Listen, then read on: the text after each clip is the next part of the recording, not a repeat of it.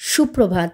আজকের আর সকালবেলা good morning বলতে ইচ্ছা করলো না, কেননা কালকে রাতে আমি ব্লগটা যেখান দিয়ে শেষ করেছিলাম যে একটা ভারাক্রান্ত মন নিয়ে যে পাহাড়ে প্রথম দিন এসে আমরা বৃষ্টির সম্মুখীন হলাম, কিন্তু বিশ্বাস করো সকালবেলা ঘুম থেকে উঠে যখন এই মনোরম পরিবেশটা দেখলাম আর এত সুন্দর সকাল একটা প্রকৃতি আমাদেরকে উপহার দিল যে মন থেকেই সুপ্রভাত এসে গেল।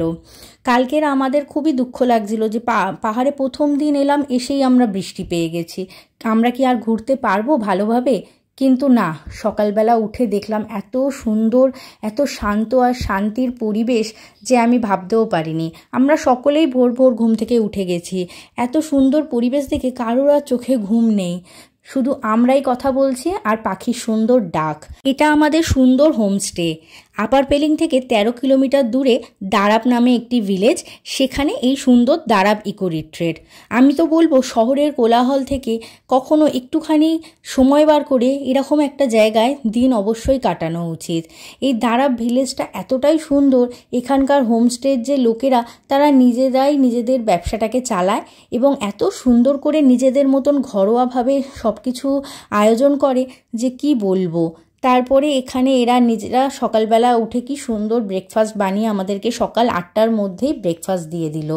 আর আমার দিদি তো এদের প্রশংসা করছিল আর ওরা খুব খুশিও হচ্ছিল। এত সুন্দর একটা প্রকৃতি দেখতে দেখতে ব্রেকফাস্ট করা আমি তো কখনো ভাবতেও পারিনি, এত শান্তি, এত সুন্দর। তারপরে আমরা সবাই এখানে বসে এখন ব্রেকফাস্ট করলাম। তারপরে আমি হোমস্টের পিছন দিকটা একটুখানি ঘুরতে গেলাম, গিয়ে দেখলাম এখানে কিছু চাষ করা হয়েছে। অনেকে বলছিল এটা আদা গাছ, আমি ঠিক জানি না। তারপরে দেখলাম দূরে কোথাও একটা বাড়ি, আবার কিছুটা দূরে আরেকটা বাড়ি, আর যেদিকে তাকাচ্ছি সবুজে মোড়া পাহাড়, এত সুন্দর। আর সামনে হিমালয় রেঞ্জ, তাতে একটুখানি বরফ দেখা যাচ্ছে, সেটা দেখেই তো আমার মনটা এত খুশি হয়ে গেল, মানে যে কালকের বৃষ্টির যত দুঃখ বেদনা সবটা ভুলিয়ে দিল। তারপরে এখানে কি মিষ্টি পাখির ডাক হচ্ছিল, সুন্দর সুন্দর কী সব ফলের গাছ, আমি ঠিক জানি না, হয়তো জংলি ফল, কিন্তু দেখে কি ভালো লাগছিল। আমি সেখানে অনেকটা সময় কাটালাম। তারপরে এসে এখানে আমরা চা খাচ্ছি, এবারে বেরোবো। পেলিং এর সব সাইড সিন করতে আমরা এখন বেরোচ্ছি। হ্যালো, ঠিক আছে, হ্যালো সবাইকে নে, বাইরেও যারা আছে তাদেরও তো। তারপরে আমরা এই আঁকাবাঁকা পথ ধরে বেরিয়ে গেলাম আমাদের গন্তব্যের দিকে। আজকের এখানকার সব সাইট সিনগুলো আমরা কভার করব, কিন্তু এখানে একটা জায়গা থেকে আরেকটা জায়গা এত দূর যে আমাদের পৌঁছাতেই সময় লেগে যাচ্ছে।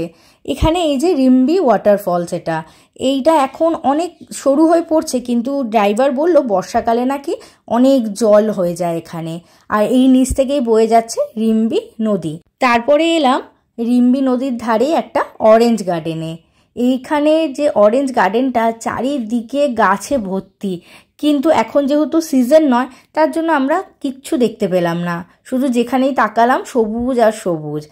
আর এখানে অনেক পাথুরের রাস্তা, পুরো যে পাহাড় কেটে রাস্তাটা বানানো হয়েছে সেটা বোঝাই যাচ্ছে। যেহেতু রাস্তাটা একটু এবড়ো খেবড়ো ছিল আর কাল রাতে বৃষ্টির জন্য রাস্তাটা ভিজে ভিজেও ছিল, তার জন্য নামতে একটুখানি ভয় করছিল। তারপরে দেখলাম ওই যে দূরে দেখা যাচ্ছে ওইখানে আমাদের নামতে হবে। চারিদিকে কি সুন্দর লিলি আর গোলাপের গাছ।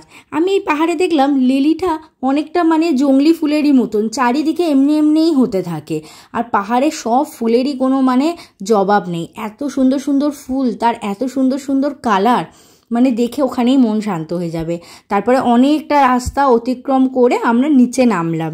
এখানের রাস্তাটাও পুরো পাথুরে আর এবড়ো খেবড়ো, আমার তো ভয় লাগছিল যে আমি পড়েই না যাই।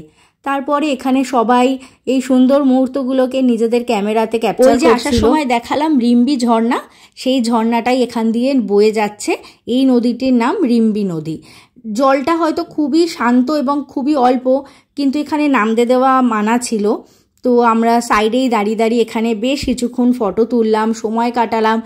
এই ঝর্ণার জল যে বয়ে আসছে, এই নদীর কিছুক্ষণ যে শব্দটা, সেটাকে আমরা অনেকক্ষণ বসে বসে উপভোগ করছিলাম। কি যে সুন্দর লাগছে দেখে, মনে হচ্ছে এক দৌড়ে চলে যাই। তারপর এখান দিয়ে বেরিয়ে আমরা খেচুপেরি লেক, এইটা এখানকার উইশিং লেকও বলে। খুব মানে এখানকার লোকেরা, বলে যে এখানে যা উইশ করা হয় সেটাই নাকি পূর্ণ হয়। ভেতরে এখানে ঢুকবো, তো তার আগে আমরা দাঁড়িয়ে আছি। এখানে একটা মনেস্ট্রিও আছে আর এখানে টিকিট কাউন্টার আছে। তো সবাই টিকিট কাটছিল, যেহেতু আমরা মাথা পিছু অনেকজন, তো সবার আগে টিকিটটা কাটা হবে, তারপরে ভেতরে ঢুকবো। ভেতরে ঢুকে দেখি একটা কি সুন্দর একটা কুকুর বসে রয়েছে। এত লোকজন দেখছে তাও কুকুরটার কোনো নড়নচড়ন নেই, হয়তো এই ঠান্ডা ঠান্ডা সকালে চোখে একরাশ ঘুম নিয়ে বসে আছে।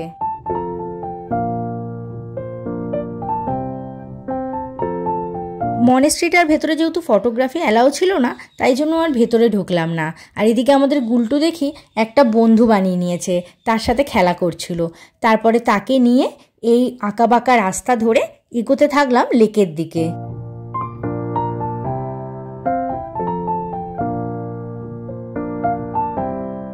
এই খেচুপেড়ি লেকটা নিয়ে দুই ধর্মে দুই রকমের মান্যতা আছে। লেকটা দেখতে যেহেতু একটা পায়ের ছাপের মতন, তাই জন্য হিন্দুইজমরা বিশ্বাস করে এটা শিবের পায়ের ছাপ, আর বুদ্ধিজমরা বিশ্বাস করে এটা গৌতম বুদ্ধের পায়ের ছাপ। যে ধর্মে যাই বলুক না কেন, ধর্ম তো সবই এক। কিন্তু আমার মতে আমি এই জায়গাতে এসে যে একটা পজিটিভিটি ফিল করেছি, সেটা আমি বলে বোঝাতে পারবো না। আর তারপরে জঙ্গলের মধ্যে দিয়ে এই সুন্দর সরু ইটের রাস্তা, এইভাবে যেতে যেতে আমরা পৌঁছে গেলাম লেকের কাছে। এখন লেকটাকে দূর থেকেই দেখতে দেয়, কাছে আর যেতে দেয় না। আগে শুনেছি লেকটার কাছে যাওয়ার রাস্তা ছিল, কিন্তু এখন আর সেটা বন্ধ হয়ে গেছে, জানি না কেন।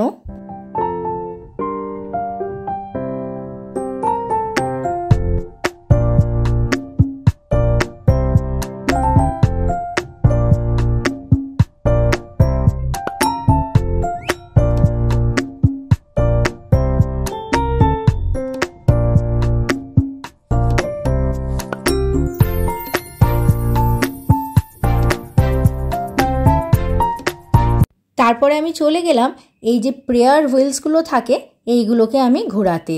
চারিদিকটা জুড়েই এগুলো ছিল, তো আমি পুরোটাই রাউন্ড করে ঘুরিয়ে এসেছি। তারপরে আমরা এখানে বেশ কিছুক্ষণ সময় কাটালাম, ফটো তুললাম, এই প্রকৃতিটাকে অনুভব করলাম। আর একটা কথা, এই খেচুপালি লেক হয়তো সত্যিই খুবই জাগ্রত, কেননা এই লেকে আজ অবধি একটা পাতা পড়ে না। যদি পাতা পড়ে, কোনো পাখি এসে সেটাকে তুলে নিয়ে যায়। নিশ্চয়ই এখানে কিছু তো পজিটিভিটি আছে। তারপরে ওখান দিয়ে আমরা এলাম একটা ওয়াটারফলসে। মাঝখান দিয়ে গাড়ি যাওয়ার রাস্তা, আর দুধারে দুদিকে লোহার ব্রিজ বানানো আছে, যাতে সবাই এসে এই ঝর্ণাটাকে এখান দিয়ে দেখতে পারে।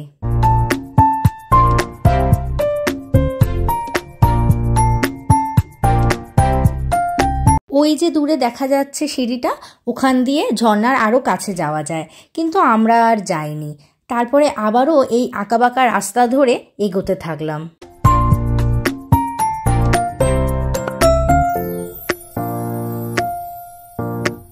যেহেতু আমি আগেই বলেছি, এখানে একটা জায়গা থেকে আরেকটা জায়গার ডিস্টেন্স এতটাই দূর যে আমাদের যেতে যেতে দুপুর হয়ে যাচ্ছিল। তারপরে আমরা দাঁড়ালাম একটা জায়গায় লাঞ্চ। আমরা খেলাম হচ্ছে চিকেন চাউমিন আর ড্রাই চিলি চিকেন। এ যে কি অসম্ভব টেস্ট! শহরে নানা বড় বড় রেস্টুরেন্টেও হয়তো এত সুন্দর টেস্ট হয় না। তারপরে আমরা আবারও এগোতে থাকলাম এই উবড়ো খাবড়ো রাস্তা আর এই জঙ্গল, প্রকৃতি, খাদ, এই সব দেখতে দেখতে। আর মাঝে মাঝে রাস্তায় পড়ছিল একটা দুটো করে ওয়াটারফলস।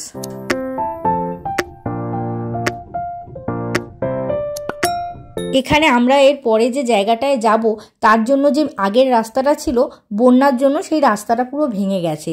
তার জন্য নদীর পাশ থেকে একদম কাঁচা একটা রাস্তা তৈরি করা হয়েছে।